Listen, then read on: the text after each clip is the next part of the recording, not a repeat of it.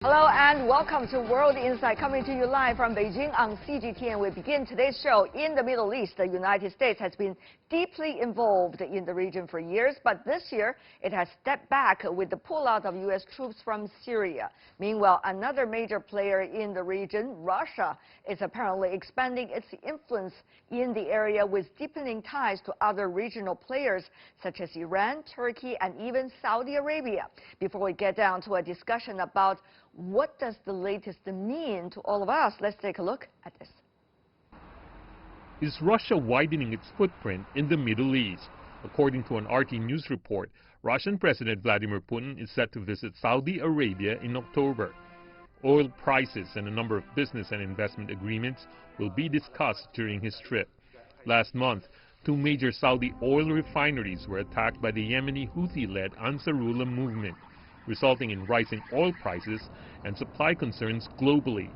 The attack also brought into question the efficiency of the costly U.S.-made Patriot missile defense system, though U.S.-Saudi relations have traditionally been strong. At this critical time, President Putin held out an olive branch to provide assistance to Saudi Arabia after Turkey purchased Russia's S-400 missile system, while Iran bought the S-300. Both Iran and Russia are suffering from U.S. economic sanctions. They are working together to ditch the dollar to weaken the effects of sanctions. The two countries are also allies on Syrian issues. In September, the leaders of Russia, Iran, and Turkey made a joint announcement about a committee being formed to rewrite Syria's constitution as part of a political solution to the country's 8-year war. But on Wednesday, Turkey launched a military operation against Kurdish fighters in northeast Syria. For its part, Russia supports a dialogue between Damascus and Syria's Kurds. Earlier this year, the Trump administration abruptly withdrew U.S. troops from Syria. Many said it paved the way for deeper Russian presence in the war-ravaged region. Has Russia indeed broadened its influence in Middle East affairs?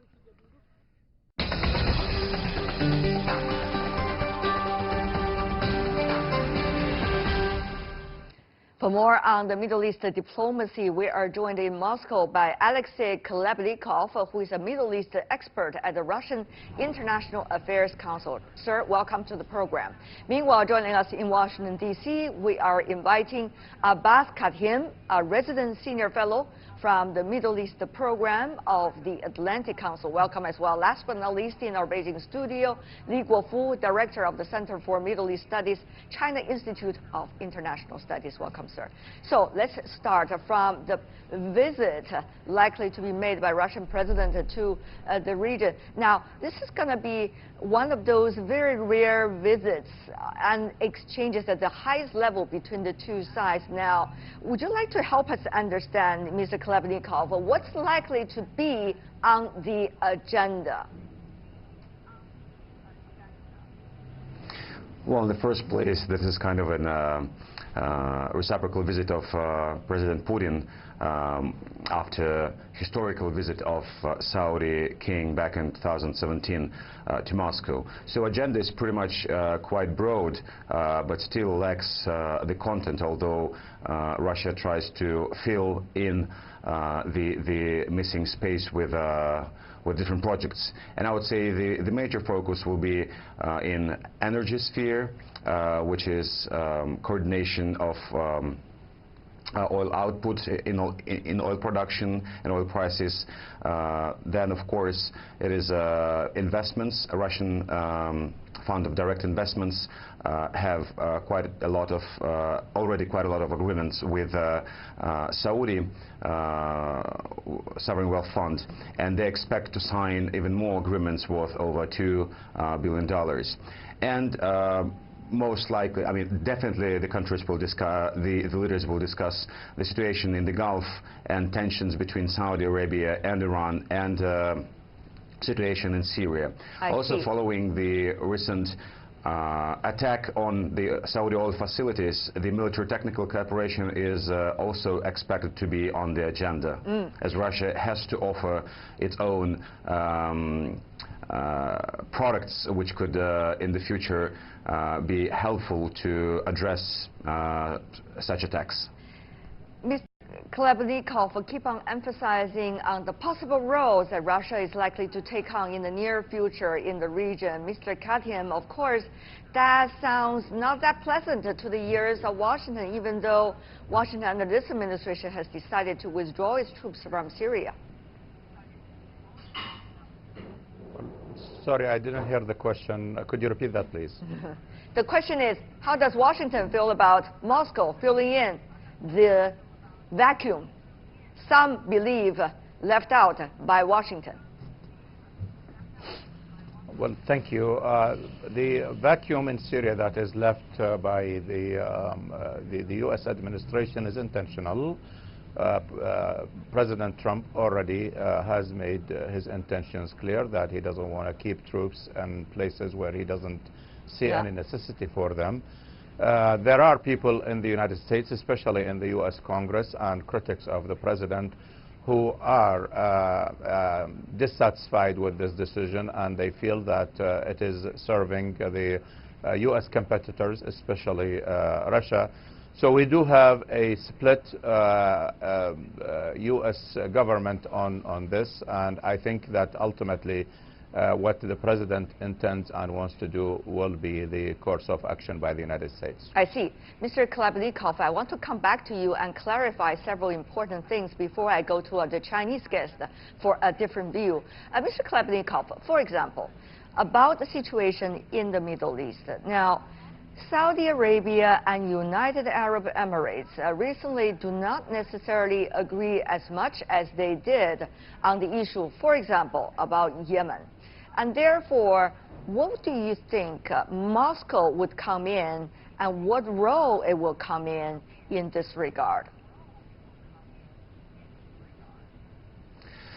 Well, Russia tries for the last years to market itself as a broker rather than side itself with one or another party. A good example is a recent and continuous Saudi-Qatar rift.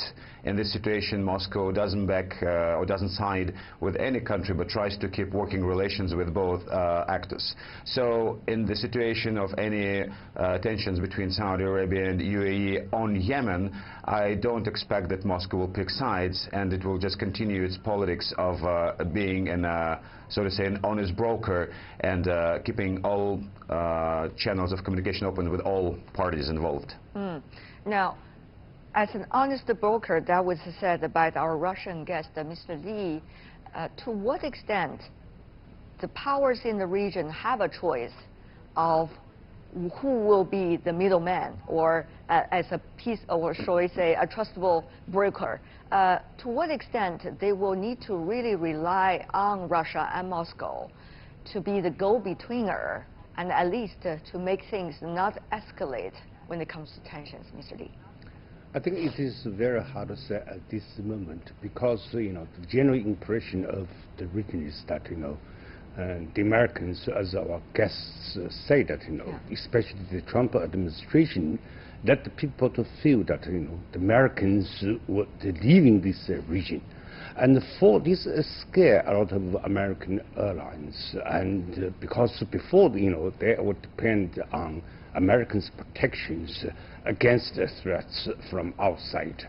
And since the Russia has gained its credibility in supporting or gaining the Syrian President Bashar al-Assad in power, and also Russia, and also gain and make a lot of friends, I think, in the region. So these regional airlines try to shift a little bit of its relations to improve with Russia.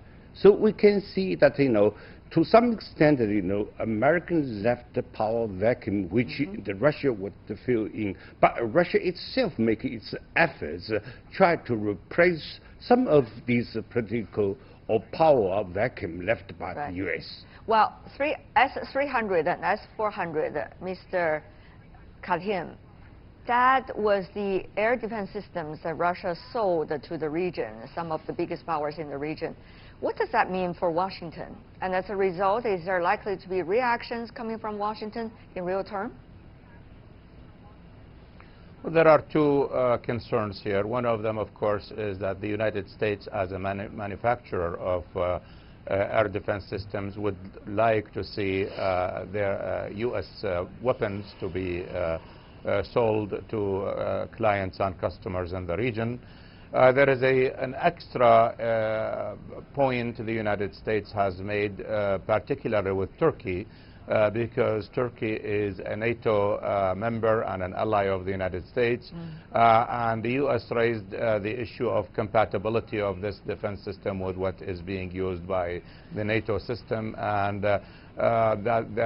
that had been an issue of dispute, if we recall, between the United States and Turkey, to the point of giving them an ultimatum. So these are the two really concerns from the U.S. perspective, and that is part of the market competition, but also some logistical situations with countries that need to be compatible with U.S. Weapon and military capability systems. Mr. Kolebnikov, of course, military and also weapon sales is nothing like ordinary trade. This would mean more than just dollar-wise. It is much more about strategic influence in the region. So how does Moscow, with the success of the recent deals of air defense systems being sold in the region, feel about its potential? Well, I wouldn't exaggerate the meaning of the S-400 sale, and I would say that it has more political message and significance rather than in military terms. It's just more as a signal that traditional U.S. partners in the region, like Turkey, Egypt, ready to consider alternatives and purchase Russian weapons. So basically, the same situation might happen with Saudi Arabia, with UAE in the future. UAE has already been buying some Russian arms.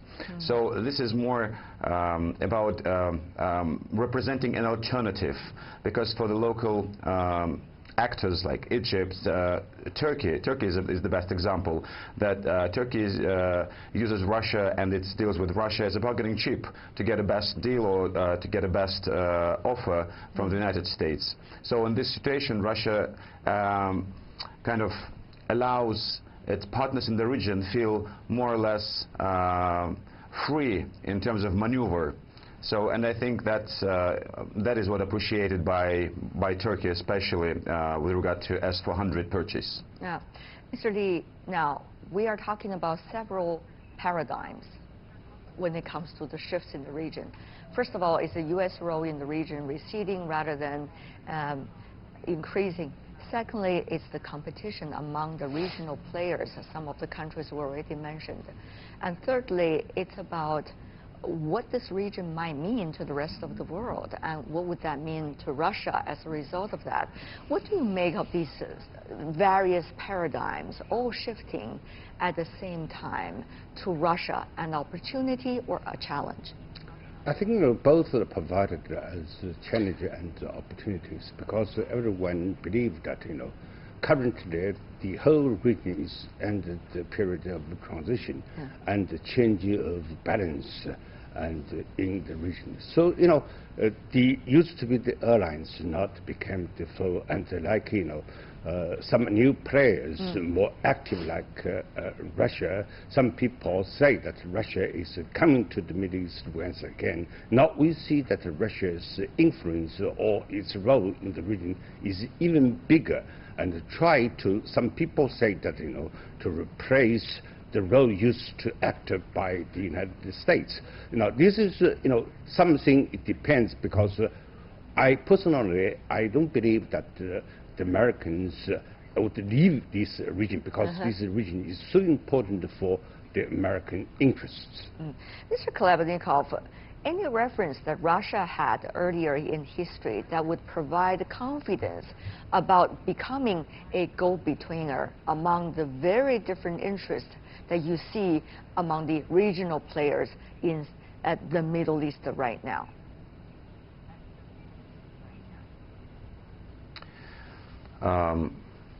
Well, that's one of the main priorities of Russia, how it tries to promote in the Middle East. I mean, I also want to, for a second, to come back to the previous question. Please do. I don't think that even Moscow perceives U.S. Kind of declining role. If you actually look at the Middle East in broader terms, U.S. presence in the region didn't change much. The status quo is not changing. U.S. is still the biggest partner of all its traditional allies in the Middle East. And Moscow just uses an opportunity which opens with the situation. But in a larger scale, I don't see that Russia has any ambitions or even capacities to challenge or even will to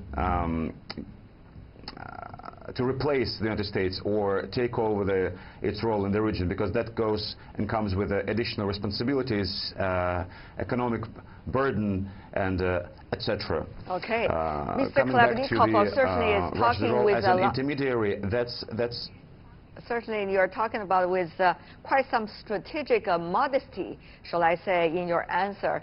Mr. Katim, I know you're busy with your email, but I'm sure you overheard your colleague as well about the Russian attitude. Do you think Washington buy that? Well, again, Washington always is skeptic about what the Russians are doing. And that is, you know, the kind of nature of the relations. But I believe that these issues have to be considered at face value. So it's, you know, the competition will continue. Okay. So another question, Mr. Kalabnikov, is about oil. Of course, both Saudi Arabia and Russia are big oil countries, and the OPEC Plus is about really the traditional oil countries plus Russia. How much of an alliance Russia could become with Saudi Arabia on that? Bear in mind the fact that for the moment it is mainly about competition. Well, if we look back in 2014-15, when oil prices significantly dropped, that actually was one of the main factors which drove Russia and Saudi Arabia together, and their relations started to improve. That's one of the things in common interests which they have. Because if you look at Russia-Saudi relations, they have pretty much a lot of disagreements on Syria, on Iran, on regional security architecture, on U.S. policy in the region. The list is quite long. But what is more important, that the two countries managed to agree to disagree, but also to focus more on things that have in common. And interest in energy sphere, in oil, which is crucial for both economies, for Russian and for Saudis.